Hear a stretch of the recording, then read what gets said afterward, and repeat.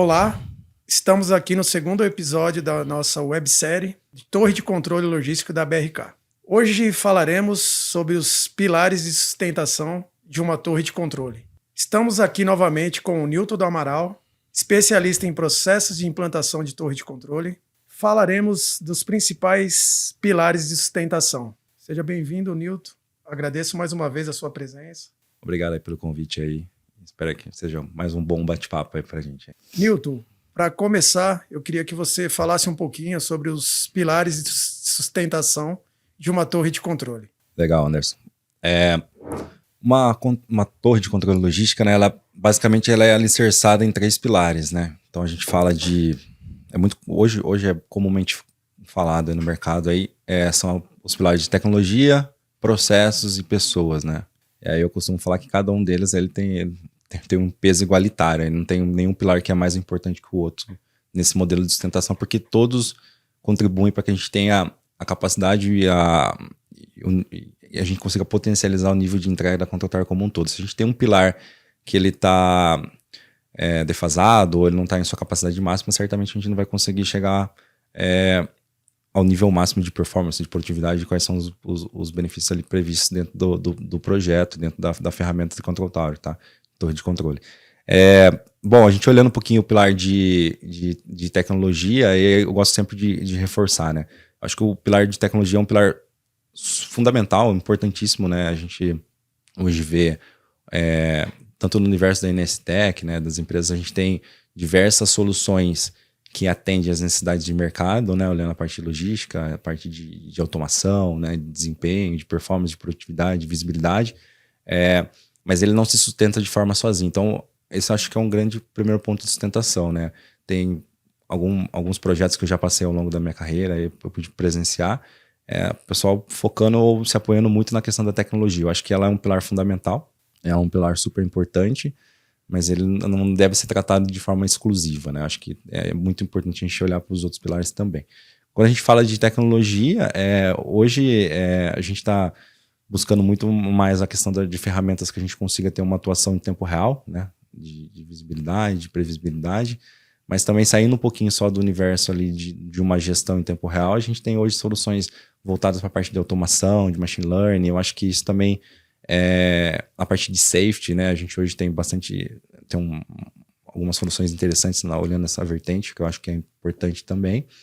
E eu acho que tem um grande diferencial, assim, quando a gente olha as nossas soluções, que a gente tem muito a questão do plug and play, né? Assim, é claro que a gente, no universo de tecnologia, a gente nunca fala em plug and play, é um negócio muito fora da realidade, mas a gente tem hoje uma capacidade, um ecossistema que permite que a gente tenha capilaridade e um nível de maturidade para fazer uma implementação de forma muito mais rápida e eficiente. Eu acho que isso é um ponto bacana e que tem que ser destacado, tá? E aí hoje, assim, quando a gente olha questões, né, entrando um pouquinho mais no pilar de processo, né? Acho que o primeiro ponto é você ter um bom mapeamento do processo, né, dos processos atuais. Então a gente olha muito a questão da vertente do as-is, né, dentro do que a gente tratou, até a gente já conversou em outros episódios, a questão de a importância de eu ter um assessment, né? E nesse assessment eu faço um mapeamento de quais são as dores, como funcionam os processos atuais, quais são os sistemas legados. E aí quando a gente vai para a implementação olhando to be, né, a gente tem a questão muito forte do processo. É muito importante que tenha um bom aprofundamento dos processos, envolvendo um bom desenho para saber quais etapas vão ser modificadas, quem são as pessoas que são envolvidas nesses processos que vão ser modificados, como eles vão ser comunicados, como que vai ser esse processo de comunicação, como que vai ser o processo de implantação, né, de mudança desse processo. Acho que é um pilar fundamental.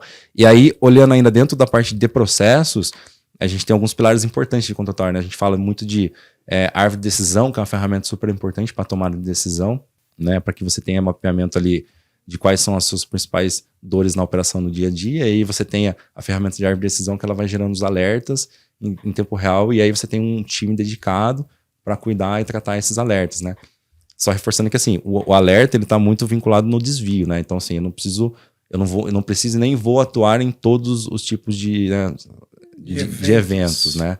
Mas eu tenho que trabalhar muito forte naquela exceção, naquilo que eu mapeei que gera valor na minha cadeia logística. Então, a gente fala muito em tempo de cargas, tempo de descarga, paradas não programadas, né? Tipo, e aí, fazendo um paralelo entre processos e tecnologia, hoje, por exemplo, árvore de decisão, escalation list, GROT, são processos também que precisam ser muito bem desenhados, né, a 4 mãos aí com a empresa para entender, mas que hoje a gente já tem um suporte, já tem um apoio muito forte na questão tecnológica também, né? Então nossas plataformas, nossas ferramentas já estão preparadas também para absorver, né, esse processo também, para que a gente já consiga dar um avanço nessa etapa também. Porque muito se discute, a gente sempre fala, né? Não adianta nada eu implementar uma tecnologia sem um processo. Eu tenho que fazer o inverso. Eu tenho que entender o processo, tenho que calibrar esse processo, tenho que exaurir esse processo. E aí só depois eu parto para uma questão tecnológica, que daí eu vou ganhando produtividade, velocidade, performance, visibilidade. Então, acho que é um ponto fundamental. E aí, falando um pouquinho sobre o último pilar de sustentação, né, olhando a parte de pessoas, aí é um pilar que eu entendo que como eu disse, né, acho que todos os pilares são relevantes, são importantes, mas o pilar de pessoas realmente é um pilar muito importante, porque ele não pode ser menosprezado, subestimado dentro de um projeto de torre de controle logística, né? A gente precisa ter pessoas preparadas, capacitadas, para que consiga potencializar tantas partes de ferramentas, de processos envolvidos, né? Então, a gente conversa muito dentro dos nossos projetos sobre quais são os aspectos que a gente precisa buscar dentro desse profissional, né? Então, quais são os hard skills que ele tem, quais são os soft skills que ele precisa ter. E aí, quando a gente olha a parte de hard skill, como que ele está capacitado para a utilização da ferramenta, qual que é o nível de entendimento que ele tem da solução, do processo, para conseguir utilizar. Quando a gente fala de soft skill, a parte de qual que é o processo de comunicação, qual que é a postura desse analista.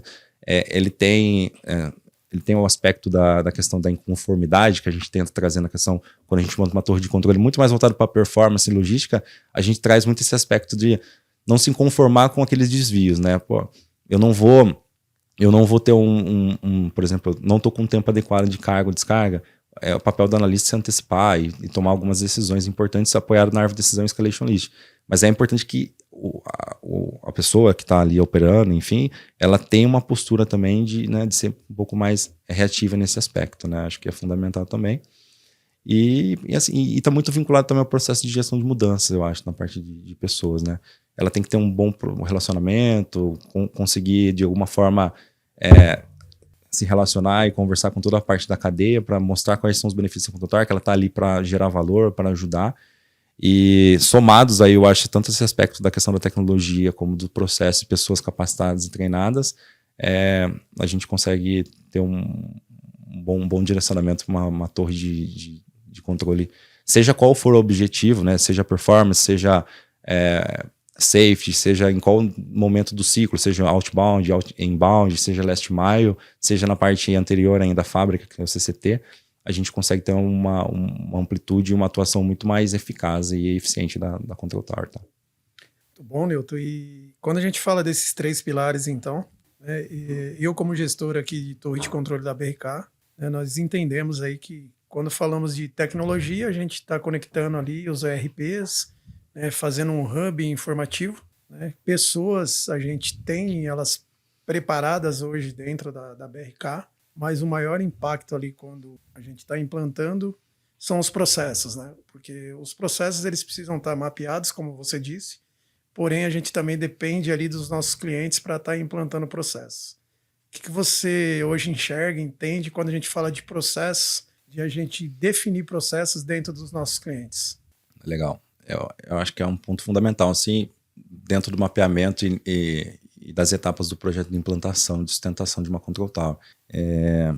Hoje, após aí diversos projetos aí de Control Tower que eu pude participar, contribuir de alguma forma, eu vejo que a parte de processo ela está muito bem relacionada e inicialmente é a parte inicial do projeto, vamos dizer assim, né? Então, assim, eu preciso de fato fazer um aprofundamento, fazer um mapeamento, fazer um estudo aprofundado. Acho que teve algumas situações em alguns momentos que esse estudo foi um pouco superficial em algum momento, e aí eu acho que ele gera um impacto muito negativo lá na ponta, seja quando a hora que você for subir a funcionalidade que não atende alguns requisitos, né, alguns pontos, ou seja mesmo a questão de pessoas que ela tem que contornar aquele problema que foi identificado no processo via, né, algum tipo de controle manual, ou alguma ferramenta manual, algum processo manual.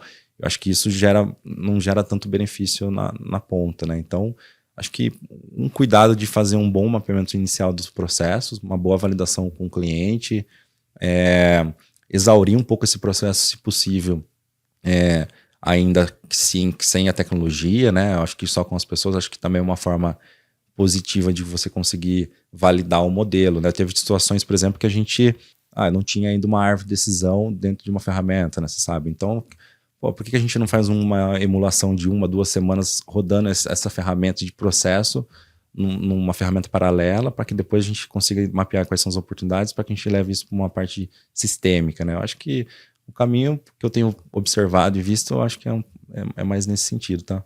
Hilton, muito obrigado por esses temas abordados. E aqui nós vamos encerrando, né, nosso segundo episódio da nossa websérie de Torre de Controle da BRK. Tá? Agradeço pela sua presença, mais uma vez. Obrigado a vocês aí pelo convite.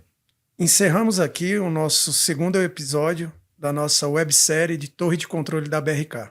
Lembre-se de se inscrever no canal, ative o sininho para receber notificações sobre os próximos episódios. Ficou alguma dúvida de Torre de Controle? Envie seus comentários que ficaremos felizes em respondê-los. Obrigado.